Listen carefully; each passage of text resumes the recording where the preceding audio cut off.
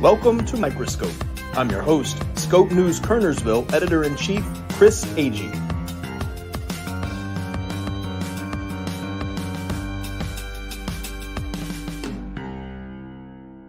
Well, we've got a great show today, but first, this episode is brought to you by Scope News Kernersville. Stay up to date on the news and events that matter with a fresh, independent look at your hometown. Scope News Kernersville provides locally owned, award-winning news coverage you can trust. Check it out today at scopenewsonline.com and follow us on Facebook, X, Instagram, or YouTube. All right, we've got DK McLaughlin with us today. She's a local romance writer with two new novels, Raven and Chalamet, both available right now on Amazon. Welcome to the podcast. Thank you. So I do want to get into your writing, but let's kind of start at the beginning. I understand that you grew up quite a long way from Kernersville. Goodness. Can you tell me a little bit about your childhood in Ghana and kind of how that influenced who you are today? Oh, sure. Actually, I started out in Terre Haute, Indiana. And I was born in Mississippi, lived in Terre Haute, Indiana, and went to the desert to live. My dad worked for the government for a while. And then he decided he wanted to be a preacher. So when I was in the 5th grade, we ended up going to Ghana. It was Kumasi, Ghana. And we were there for almost 3 years. And there's 7 people in my family, and I'm the oldest of 5 kids. So we lived in a village outside of Kumasi, and it was interesting. You know, I was homeschooled, learned a lot of different things that I probably wouldn't have learned in American public school. I actually learned the language. And, you know, that was fun to talk to the people in their own language and get to know the people there. It was fun. Yeah, it must have been quite a culture shock for somebody at your age. Were you interested in becoming a writer back then? What kind of sparked that desire for you? Was it that far back? Well, actually, the first time I remember writing, I was probably 10. And my mother had this file that she kept on all the things that I wrote way back then. And I was surprised when she passed away and I found my file. The first story that I wrote was just crazy. It was a perfect story that a little kid would write, but it was a story of a bunch of monkeys climbing trees and they were always getting in trouble. I mean, that's a crazy story, but that was my very first story. I was about 10 years old. And then we traveled a lot, raising funding to go to Ghana. You know, the church that my dad was the pastor of, they required a certain amount of getting your own support. So we would travel in this station wagon and pulling a travel trailer. So we would sleep in the travel trailer at night, and then we were on the road going from church to church. Well, the rides were very boring in that station wagon, so I would write stories. So I have quite a few stories in the pile from writing way back then in the station wagon. And then when I got to Africa, I just kept writing. I've just always been a writer. And some of the stories, I think they're good, and some of them, nah. Well, but you have to take the good with the bad. Yeah, that's par for the course, I'm sure. So it's obvious that this is something that goes far back for you, but I see that your career has taken some pretty interesting turns since then. You're a licensed massage therapist. And you worked in molecular genetics and genomics at Wake Forest University School of Medicine. I'm not even entirely sure what that means, but it sounds impressive. What attracted you? What attracted you to that field? Well, it was actually it was just needing a job. I did mostly administrative work, and then I went into the lab to do something with restriction enzymes.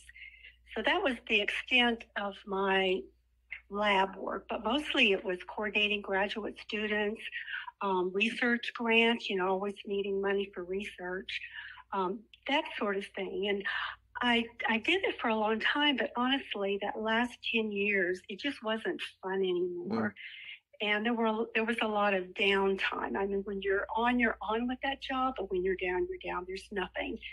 So I had a pad of paper and I would even write then. Um, and then I had to get something to use my mind. And I just decided, well, I wanted to do something else. I thought, well, I'll go to school at night at Forsyth Tech. And I got my massage license that way. So I did both of them, together for a while. And then I just decided I don't want to do either of them anymore. I want to write full time. So that's what I do. That is the dream. Yeah, that's awesome. So I'm somebody who's been about halfway through my first novel for, I don't know, 5 years now. So I know how easy it is to talk yourself out of putting pen to paper. Even now that this is your passion and your job, how do you build the discipline to keep creating? Well, I sort of adopted the philosophy of Nora Roberts. She's just an awesome writer. She has a theory where she says you show up, and you just form a discipline. You just show up. You have a set time that you decide if you want to put it on your calendar or not. It doesn't matter, but I just show up. And sometimes, and I mean, I do it all day. I have a schedule and I sit in front of my computer and I do it just like a job because I'm working for myself. Sure. And there's days when I'll write a chapter. And then the next day, it's like I'm staring at the computer and I'll write 2 or 3 pages. And then I'll look, I say, I don't like this. So I'll go back and delete it, and so some days are good and some days not so good. But I keep at it, I just show up. But that's the most important thing. Just decide you don't write just when you feel inspired. Sure. I know when I was a lot younger, I was thinking, oh, I'm going to write when I'm inspired. It's just going to come to me and I'll keep a pad of paper with me. And whenever this, happens, I'm going to write it down. Well, that's all well and good, but not every day that's going to happen. And, if you want your novel or project or whatever you're working on, if you want it done in a reasonable amount of time, you can't wait for inspiration to just happen because it's not going to every day. Yeah. All right. So you kind of talked about your early inspiration, but I'm always interested when I talk to writers to find out where they continue to get their inspiration or if there's like a place you go that kind of fuels your creativity, a corner of the house or some place in nature.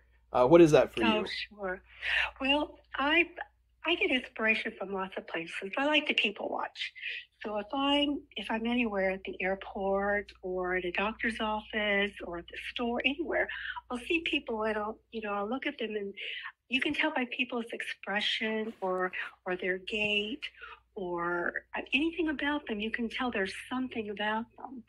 And I sort of think, well, what would their life be like? How are they? And so I sort of incorporate that into my characters. And I do keep this document called Character Composites. And I'll write down different people with their mannerisms and what they look like, what their jobs are. And these are all fictitious people I just see out and about. And then when I need a character, like I have the one that I'm working on now, I have people that come into this woman's bookstore. She has a little bookstore in a small town place, outside of New York City. It's more of a village type setting. And I have people coming and going inside of this bookstore. So I need characters. So I can go to my character composite and I'll look at who would be a likely candidate to walk into the store. See, then I've already got my personality and my description of the person. So I'll do that a lot. But I do have a special place that I like to write. And it's my converted massage room. When I decided I didn't want to be a massage therapist anymore, I just completely gutted it. And I call it my writing cave. And when I come into my writing cave, nobody can disturb me. Even if I have to shut the door, it's just my husband and me that, live together. And he knows when I'm in my writing cave, he knows I can't be disturbed. And that's just what I do. And it's fun, and I can just go into my head and it's once I have a story in mind, and And it usually comes pretty quick. And then I'll just kind of close my eyes and imagine what's happening with that person. And I can see it. It's like they're talking to me. And all I have to do is just quickly put it into words. And it just works for me that way. Well, preparation is key, and it sounds like you've turned people watching into a tool. So that's really cool. Sure, sure. So I just wanted to shift gears just a little bit because you are a published author, and I know the publishing world has changed a lot in the age of the internet. Yes. There's a lot more competition, obviously, but there's also a lower threshold for aspiring writers who want to get their books out to the public. Sure. Do you think this has been a net positive for you as a writer and other writers, or does it just make it harder for authors to market their books? Well, you can go two different ways. Well, the first thing to do is look what's selling right now, because you have to know that publishing is a business. So you can find all kinds of stuff on Amazon and see what is selling. Yeah. And mine, I'm fortunate because the romance genre is really, hot right now. So when I found my publisher, I wanted to go traditional. So I found a publisher. I work with Wild Blue Press. They're out of Colorado. And they're wonderful. They have just been so hands-on, and they help me every step of the way. Even there's one woman that's even helping me learn how to use Instagram. When I left my job, I decided to completely unplug, and I had a cell phone and I did email, and that's it. Well, now that I'm writing, full time, I have to be able to promote. And so I'm just learning all this stuff, on the fly. And she's been very hands-on, helping me even to do Instagram. So that is traditional publishing. Now, self-publishing is a whole different ballgame. You're basically on your own. And there's so many scam self-publishing companies that you really have to be careful. And the best way to find a good self-publishing company is word of mouth. You'll see all these ads, that float through the internet, mostly on Facebook. And they'll advertise all these wonderful things they're going to do for you. And the going rate can be anywhere from like $250 on up. What I paid for my self-publishing thing was $17.99. And they have not been easy to work with. I'm not going to lie. So, but I did get it done with them, and I am on Amazon. I'm very pleased with the end result. I have no qualms with that whatsoever. It was just the process. The traditional publisher was just a dream. They were easy to talk to. They contacted me when they had questions. They're very quick to answer my questions. And then this other one, you don't hear from them for weeks and weeks and weeks, and you have to badger them. And my marketing still isn't completely done with them. So that's the difference between getting a good self-publisher and then, getting stuck with a bad one. That's some good insight. Hopefully that'll help. Maybe me when if I ever finish my novel, and others who are listening. So I love your advice to just show up. But if there are any other aspiring writers listening, is there any other advice you'd give them before we wrap this up? Oh yeah, definitely. You have to be ready to keep learning. And if you can get a mentor, that's a great idea. But you have to expect that you need some writing education. And if you don't have the time or energy to take a night class, there's some wonderful books on writing. And I have a library of them, and I do refer to them frequently. A couple of them I pulled, if you want me to tell you the titles. One of them is Stein on Writing by Saul Stein. And then another one that's wonderful is called How to Grow a Novel by Saul Stein. And another one that is really good is called Make a Scene by Jordan Rosenfeld. And then the last one would be The Art and Craft of Novel Writing by Oakley Hall. And those are all on Amazon, and I highly recommend them. A lot of times you might have questions about point of view. Do you want, and then you have, what do you want to write in first person, second person, third person? These are all things you have to understand, because once you start your novel, you have to stick with one voice. Yeah. You can't, by that I mean you can start a new chapter with a different person talking, but that whole chapter is that one person.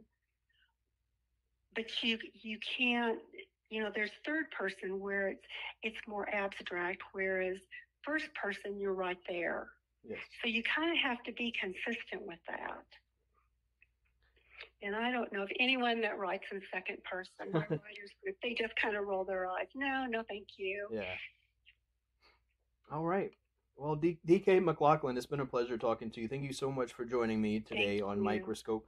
Once again, you can find our books, Raven and Chalamet, on Amazon. I'm Chris Agee. I'll be back with another episode of Microscope soon.